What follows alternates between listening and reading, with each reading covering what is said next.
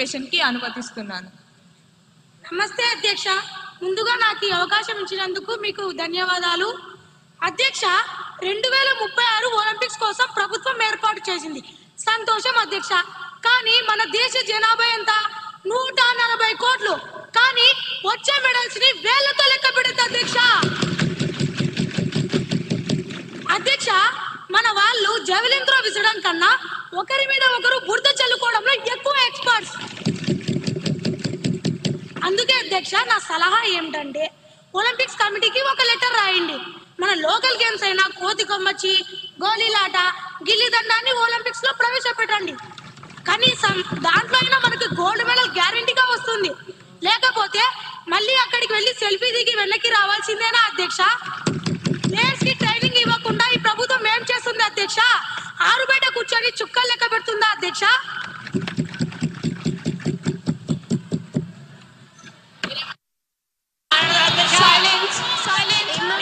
సభ్యులందరూ కూర్చోవలసిందిగా, ఈ సభా గౌరవాన్ని కాపాడవలసిందిగా కోరుతున్నాను.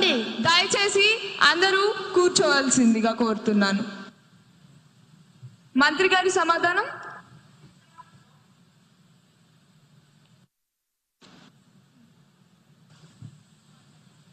అధ్యక్ష, గౌరవ సభ్యుల ఐడియా అద్భుతంగా ఉంది. మన మెడల్ టాలీ చూస్తుంటే నాకు అప్పుడప్పుడు బాధగా ఉంటుంది. ఆయన గిల్లీ దండాన్ని అన్నారు అధ్యక్ష. నేను ఇంకోటి యాడ్ చేస్తాను అధ్యక్ష. ఒలింపిక్స్ లో మ్యూజిక్ చైర్స్ కానీ గోడలు దూకడం కానీ పెడితే ఆ విభాగాల్లో అన్ని మెడల్స్ మన నాయకులవే అధ్యక్ష. కుర్చీ కోసం మన పరిగెడుతున్నంత స్పీడ్ గా హుస్సేన్ బోల్ట్ కూడా పరిగెత్తలేడు అధ్యక్ష. జోక్స్ పక్కన పెడితే మా ప్రభుత్వం ప్రజలతో ఆడుకునే ప్రభుత్వం కాదు అధ్యక్ష, ఆడించే ప్రభుత్వం అధ్యక్ష. ఆరోగ్యాన్ని పెంచే ప్రభుత్వం అధ్యక్ష. ఆనందాన్ని పెంచే అధ్యక్ష.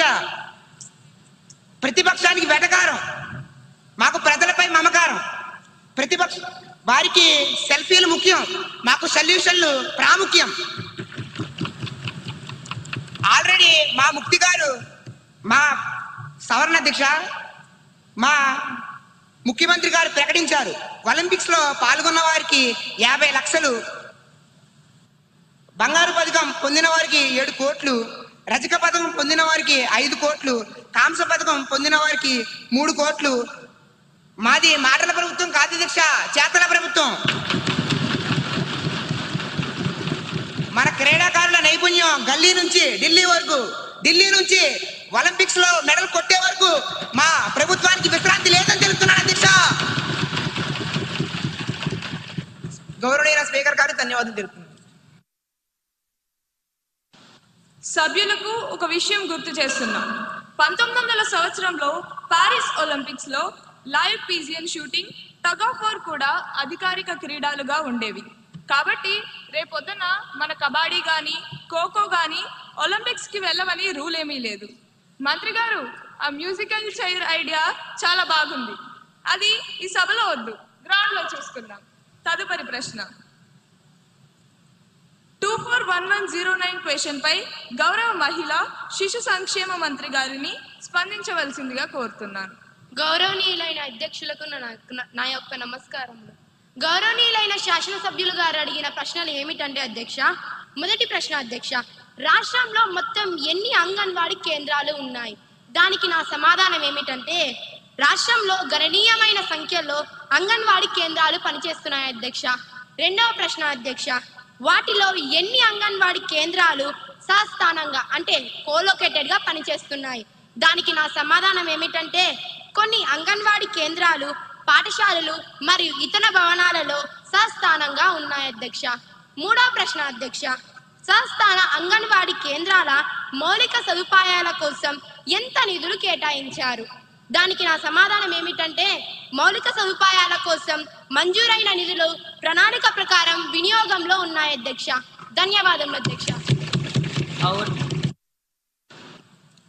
గౌరవ ఎమ్మెల్యే కుమారి సంధ్య గారిని సప్లిమెంటరీ క్వశ్చన్ కి అనుమతిస్తున్నాను. ధన్యవాదాలు అధ్యక్ష. అధ్యక్ష, మంత్రి గారి మాటల్లో కోలొకేటెడ్ అన్న మాట చక్కగా ఉంది అధ్యక్ష. అంగన్వాడీ సెంటర్, ప్రైమరీ స్కూల్ రెండు ఒకే కాంపౌండ్ లో ఉండడం నిజంగానే పిల్లలకి డబుల్ బెనిఫిట్, సింగిల్ లొకేషన్ ఇచ్చే మంచి పద్ధతి అధ్యక్ష. అధ్యక్ష, ఇవి చాలా చోట్ల చక్కగా నిర్వహించబడుతున్నాయి అధ్యక్ష. కానీ కొన్ని చోట్ల మాత్రం అంగన్వాడీ టీచర్, స్కూల్ టీచర్ పక్క పక్కనే ఉన్న రెండు వైఫై నెట్వర్క్స్ లా అస్సలు కనెక్ట్ అవ్వట్లేదు అధ్యక్ష.